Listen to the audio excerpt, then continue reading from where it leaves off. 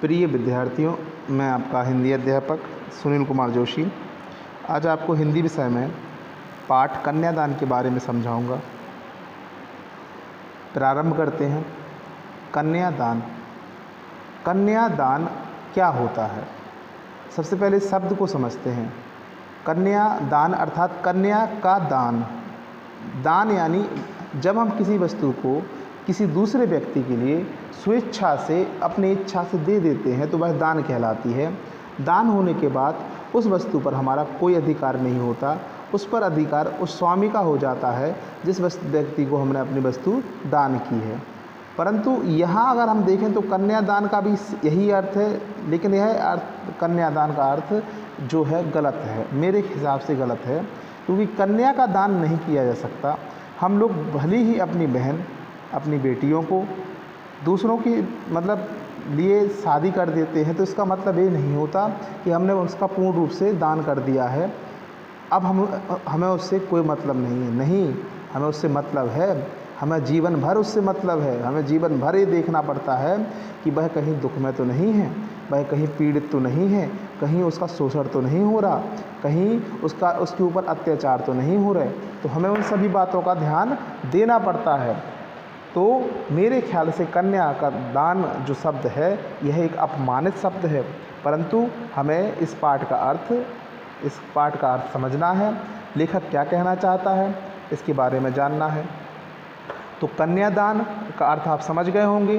कन्यादान एक तरह की रस्म होती है जो शादी के समय निभाई जाती है। इसमें लड़की वाले लड़के वालों को, जो लड़की का हाथ लड़के वालों को देते हैं और शादी करके यह रस्म निभाते हैं। उसमें रस्म निभाते हैं और मान लेते हैं कि उन्होंने अपनी लड़की का दान कर दिया और अब उसका उनसे कोई मतलब नहीं है। परंतु ऐसा नहीं है मित्रों। कन्या का दान हम शादी करते हैं, कन्या का दान कभी नहीं करते। क्यों? क्योंकि हमें उसकी देखभाल हमेशा करनी है। अब हम आगे जानते हैं कन्यादान। इस पाठ के लेखक हैं ऋतुराज। अब हम पहले उनके बारे में जानेंगे। पाठ के लेखक हैं ऋतुराज जी। ऋतुराज जी का जन्म सन 1940 में भरतपुर में हुआ। राजस्थान विश्वविद्यालय जयपुर से उन्होंने अंग्रेजी में एमए किया। मतलब ऋतुराज जी का जन्म 1940 में हुआ था। कहाँ हुआ था? भरतपुर में हुआ था। भरतपुर कहाँ है? यह राजस्थान का एक शहर है। वहाँ इन्होंने राजस्थान विश्वविद्यालय जो जयपुर में है वहाँ से अंग्रेजी में एमए किया। 40 वर्षों तक अंग्रेजी साहित्य के अध्यापन के बाद वे सेवानिवृत्ति लेकर जयपुर में रहते हैं। मतलब रिटायरमेंट लेकर अब वह जयपुर में रहते हैं।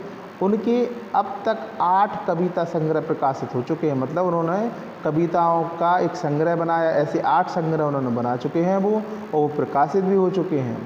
उनमें से कुछ मुख्य हैं, जैसे एक मरणधर्मा और अन्य। दूसरे का नाम है पुल पर पानी। तीसरे का नाम है सुरत निरत, और अगला है लीला मुखार बिंद। ये कुछ प्रमुख इनकी कविता संग्रह हैं। इसके अलावा उन्हें सोमदत्त, परिमल सम्मान, मीरा पुरस्कार, पहल सम्मान और बिहारी पुरस्कार मिल चुके हैं। इन्हीं कविताओं के संग्रह के लिए इन्हें इस प्रकार के पुरस्कार मिल चुके हैं। मुख्य धारा से अलग समाज के हाशिए के लोगों की चिंताओं को ऋतुराज ने अपने लेखन का विषय बनाया है। उनकी कविताओं में दैनिक जीवन के अनुभव का यथार्थ है और वे अपने आसपास रोज़मर्रा में घटित होने वाली सामाजिक शोषण विडंबनाओं पर निगाह डालते हैं। यही कारण है कि उनकी भाषा अपने परिवेश और लोक जीवन से जुड़ी हुई है। अर्थात जो ऋतुराज जी हैं वो जो कविताएं लिखते हैं वो समाज में घटित होने वाली रोज़ की घटनाओं से संबंधित होती है। ऐसी घटनाएं जिनमें अत्याचार है, ऐसी घटनाएं जिनमें शोषण है, ऐसी घटनाएं जो समाज को समाज से अलग बनाती हैं, ऐसी घटनाएं जो समाज पर अत्याचार को दिखाती हैं। वह अपनी घटनाओं से समाज का दृश्य बदलना चाहते हैं। वह चाहते हैं समाज सुधरे और उससे जो अत्याचार है वह मिटे।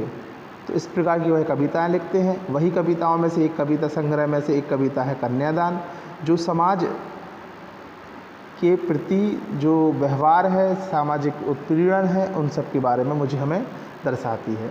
अब हम देखते हैं कि कन्यादान कविता में ऋतुराज जी ने क्या लिखा है और वो हमें क्या समझाने की कोशिश करते हैं। तो कन्यादान कविता में माँ बेटी को स्त्री के परंपरागत आदर्श रूप से हटकर सीख दे रही है। परंपरागत आदर्श रूप क्या होता है? हमने देखा है परंपरागत आदर्श रूप में स्त्री जो है उसका कन्यादान यानी उसकी शादी किसी पुरुष से होती है। पुरुष प्रधान समझा जाता है। पुरुष प्रधान समझा जाता है तो पुरुष प्रधान में वह स्त्रियों पर अपने हुक्म चलाता है। उस हुक्म में उसको कई बंधन बंधे होते हैं, जैसे वह घर से बाहर नहीं निकलेगी, वह पैसे कमाने नहीं जा सकती, वह किसी का विरोध नहीं कर सकती, उसको बहुत पर्दा करना है, उसको सभी का सम्मान करना है। ऐसी हजारों प्रकार की रस्में उसको निभानी पड़ती हैं। तो कविता में माँ बेटी से कहती है, बेटी आदर्श रूप तो तुम्हारा जो स्त्री का है वह तो ठीक है, लेकिन उससे भी हटकर कुछ बातें हैं, वह उन्हें अपनी बेटी को बताती है। कवि का मानना है कि समाज व्यवस्था द्वारा स्त्रियों के आचरण संबंधी के जो प्रतिमान गढ़ लिए गए हैं। कैसे प्रतिमान गढ़ लिए गए हैं? कि स्त्री घर का काम करेगी, स्त्री पुरुष से छोटी होती है, हर कार्य में पुरुष की ही प्रधानता होगी, स्त्री की प्रधानता नहीं होगी, वह केवल चूल्हे चक्की के लिए ही घर पर है, वह केवल घर के लोगों के लिए खाना बनाने के लिए है, हुक्म चलाने के लिए नहीं है। तो इस प्रकार के कई प्रतिमान मान लिए गए हैं, परंतु ऐसा नहीं है। वे आदर्श के मूल्यमय में बंधन होते हैं। कोमलता के गौरव में कमजोरी का उपहास छिपा रहता है। मतलब स्त्री की इस तरीके के आदर्श जो बंधन मान लिए गए हैं, इस कोमलता में कहीं ना कहीं स्त्री की कमजोरी छिपी है, उसका उपहास छिपा है। जैसा कि यहाँ लिखा हुआ है कि बेटा लड़की जैसा ना दिखाई देने में इसी आदर्श करण का प्रतिकार है, कि बेटा लड़की जैसे ना दिखाई देना, इसके बारे में हम पुस्तक में जो अभी पोयम है वह उसमें पढ़ेंगे। बेटी माँ के सबसे निकट और सुख दुख की साथी होती है। देखिए बेटी माँ बाप में सबसे ज़्यादा माँ के करीब रहती है, माँ के सबसे निकट होती है, उसके सुख दुख की साथी होती है। माँ जीवन भर अपनी बेटी के सभी प्रकार के दुखों को समझती है, सुखों को समझती है, वह उसे सुख के अलावा कभी भी दुख देना नहीं चाहती है। इसलिए बेटी को माँ की अंतिम पूंजी भी कहा गया है। कविता में कोरी भावुकता नहीं है, बल्कि माँ के संचित अनुभवों की पीड़ा को प्रमाणिक अभिव्यक्त है। इस छोटी सी कविता में स्त्री जीवन के प्रति ऋतुराज जी की गहरी संवेदनशीलता अभिव्यक्त हुई है। अब बेटा हम देखते हैं कन्यादान। लिखा हुआ है, कितना प्रमाणिक था उसका दुख लड़की को दान में देते वक्त, जैसे वही उसकी अंतिम पूंजी हो। कितना अच्छा लिखा है कि कितना प्रमाणिक। प्रमाणिक मतलब ऐसी बातें जो सत्य हों, जो सभी जानते हैं, उसको प्रमाणिक कहा जाता है। तो लड़की का दान में देना यह एक प्रमाणित है, और उसका दुख केवल माता को होता है। क्यों? क्योंकि वह जीवन भर माता के निकट होती है, वह अपने सभी सुख दुख अपनी माँ को शेयर करती है, माता को बताती है, माता अपने सभी सुख दुख अपनी बेटी को बांटती है। तो कहते हैं बेटी माता की अंतिम पूंजी होती है, और जब वह उसका कन्यादान करती है तो उसका दुख एक माँ से ज़्यादा कोई नहीं समझ सकता।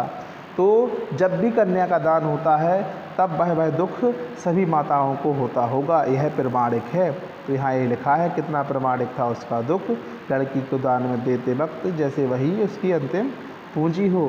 कि वह प्रमाणिक है, वह मतलब यह दुख सभी माँ जानती हैं, जो अपनी अंतिम पूंजी को दान में देती हैं, वह ये दुख माताएं जानती हैं। आगे लिखा हुआ है,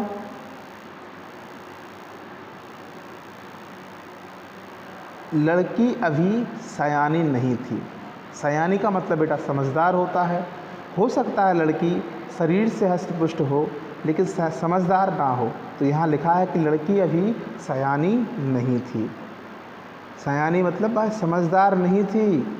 शरीर से तो हष्ट-पुष्ट थी लेकिन समझदार नहीं थी। समझदार का मतलब समझती तो वो सब कुछ थी, परंतु दुख क्या होते हैं, अत्याचार क्या होते हैं, ससुराल में क्या होगा वह यह नहीं समझती थी। अभी इतनी भोली सरल थी, वह बहुत भोली थी, सरल स्वभाव की थी कि उसे सुख का आभास तो होता था लेकिन दुख बाँचना नहीं आता था। वह इतनी भोली सरल थी कि उसे सुख का आभास, मतलब उसे सुख तो जानती थी वह कि हाँ ये सुख है। क्यों? उसकी सभी इच्छाएं पूरी हो जाती थी।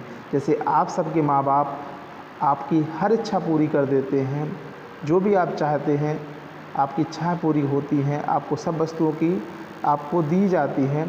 तो जब आपकी इच्छाएं पूरी करते हैं तो उस समय वो आपको सुख होता है, वह आपका दुख नहीं होता।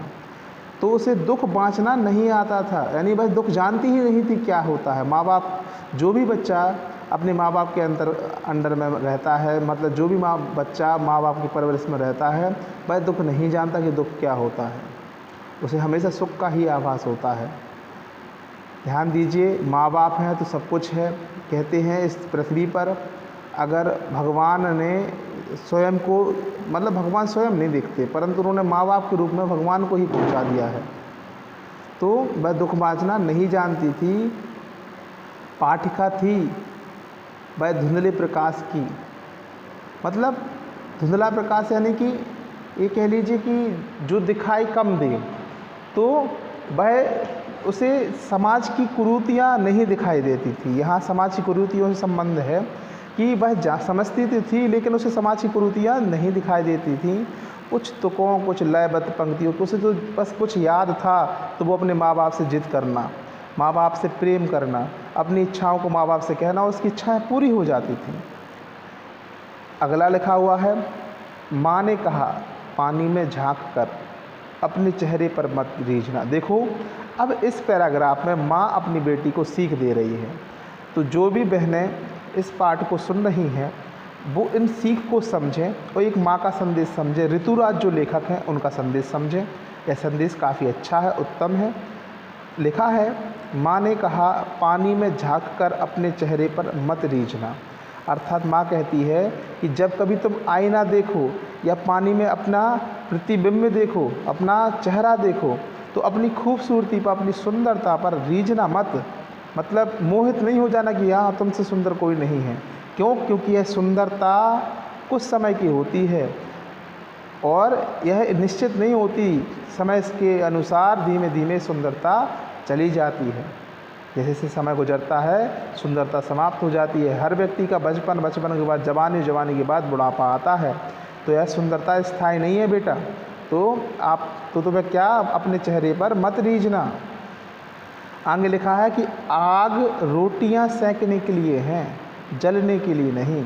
कितना अच्छा लिखा है कि क्या होता है कि स्त्री को हमेशा नीचा ही माना गया है, उसको दबाकर ही रखा जाता है, उसको कोई भी कार्य नहीं करने दिया जाता, उसके अधिकार छीन लिए जाते हैं।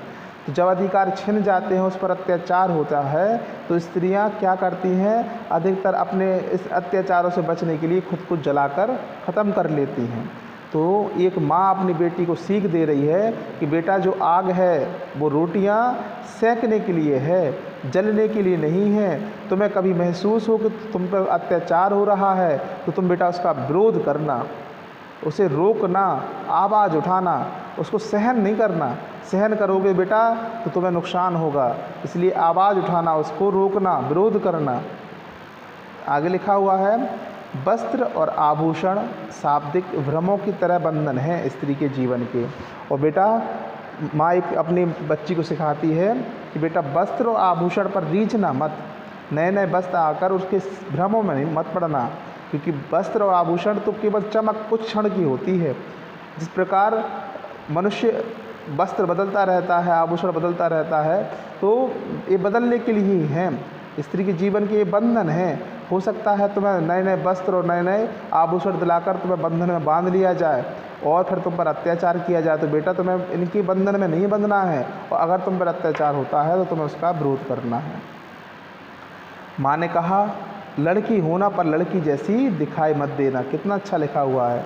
माँ ने फिर कहा अपनी बेटी से कि बेटा लड़की होना, लड़की होने का मतलब जो लड़की होती है एक उसका स्वभाव होता है, प्रेम करना उसका स्वभाव होता है, सम्मान करना उसका स्वभाव होता है, माँ बाप भाई बहन इनका ध्यान रखना उसका स्वभाव होता है। जो उसका स्वभाव है वो स्वभाव तो तुम रखना, पर लड़की की जो कमजोरी होती है, जो मनुष्य ने मान ली है, पुरुष प्रधान देश ने मान लिया है कि लड़की एक कमज़ोर वर्ग है, उसको दबाया जा सकता है, उसको कुचला जा सकता है, उस पर अत्याचार किए जा सकते हैं, तो बेटा ऐसे मत दिखाई देना कि लोग तुम पर अत्याचार करें, लोग तुम पर अत्याचार करें, लोग तुम्हें लड़की समझकर दबा लें। तो बेटा जब भी तुम्हारे साथ अत्याचार हो तो तुम उसका विरोध करना, कड़ाई से विरोध करोगे, कड़ाई और तो बेटा कोई तुम्हें नहीं दबा पाएगा, तुम्हारे अधिकारों को नहीं छीन पाएगा। तो एक बेटा पाठ समाप्त हुआ। इस पाठ में एक माँ ने अपनी बेटी को बहुत अच्छा संदेश दिया है कि कितना प्रामाणिक था उसका दुख लड़की को दान में देते वक्त, जैसे वही अंतिम पूंजी हो। लड़की अभी सयानी नहीं थी, अभी इतनी भोली सरल थी कि उसे दुख का आभास तो होता था, लेकिन दुख पाँचना नहीं आता था। पाठिका थी वह धुंधले प्रकाश की, कुछ तुकों और लयबुद्ध पंक्तियों की। माँ ने कहा, पानी में झाँक कर अपने चेहरे पर मत रीझना, आग रोटियां सेकने के लिए हैं, जलने के लिए नहीं। वस्त्र आभूषण शाब्दिक भ्रमों की तरह बंधन है स्त्री के जीवन के। माँ ने कहा, लड़की होना पर लड़की जैसी दिखाई मत देना। तो इस पाठ का जो सारांश है वह यह है कि एक माँ अपनी बेटी को सीख दे रही है कि बेटा हमें अत्याचार सहन नहीं करना है। अब वह ज़माना गया जो पुराना था, जहाँ लड़कियों की को ऐसा जो एक परंपरागत था कि हाँ मैंने लड़की को दान कर दिया, अब उस दान के बाद लड़की पर कितने भी अत्याचार हों तो उसको सहन कर लिया जाता था। पहले कहा जाता था लड़कियों से कि बेटा तुम्हें ससुराल जाना है और यहाँ से तुम्हारी डोली जाएगी, वहाँ से तुम्हारी अर्थी उठेगी। तो नहीं, यह ज़माना बदल गया है। तुम्हें कोई भी बेटा दुख हो, अत्याचार तुम्हारे ऊपर अत्याचार हो रहे हो, दुख हो, तो इसका बेटा विरोध करना और अपने हक के लिए लड़ना, आवाज़ उठाना, यही सब माँ अपनी बेटी को सिखा रही है। और इसी